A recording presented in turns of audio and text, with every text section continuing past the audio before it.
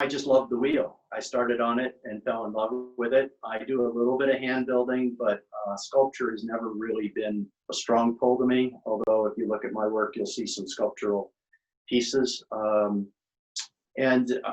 you know, throwing pots and bowls and whatnot when I first started is typically the way you start. And I really wasn't sure how to go from there until I happened to go to Japan and met a well-known potter there who did a lot of texturing. And I said, I love that. And so I came back here. And of course, initially I tried to do what he did. And I said, well, I'm just copying him. So then I diversified and started to develop my own textures. And I really like texturing vessels. And you can see the hand texturing on here. And that was all done while it was still a cylinder, hand textured, and then expanded. Yeah. And so as a result, the thing develops these twists that you see, and it goes from tight texture to more open. So it's kind of reflective of the qualities of textures in nature.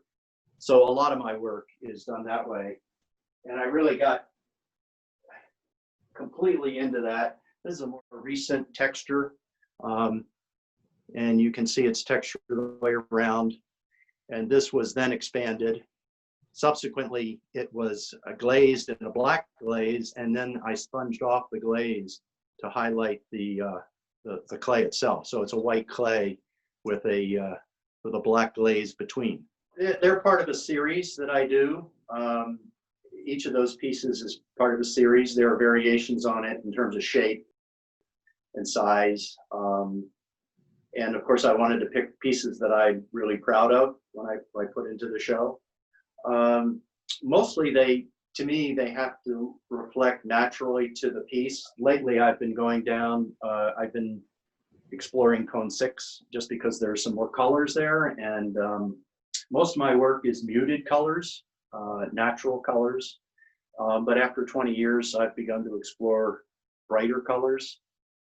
Sometimes, like right here, I've incorporated an engobe. Before I textured the piece, while it was still a cylinder, I put an engobe on. Then I textured it. And this is done with a knife. These are lots of little cuts.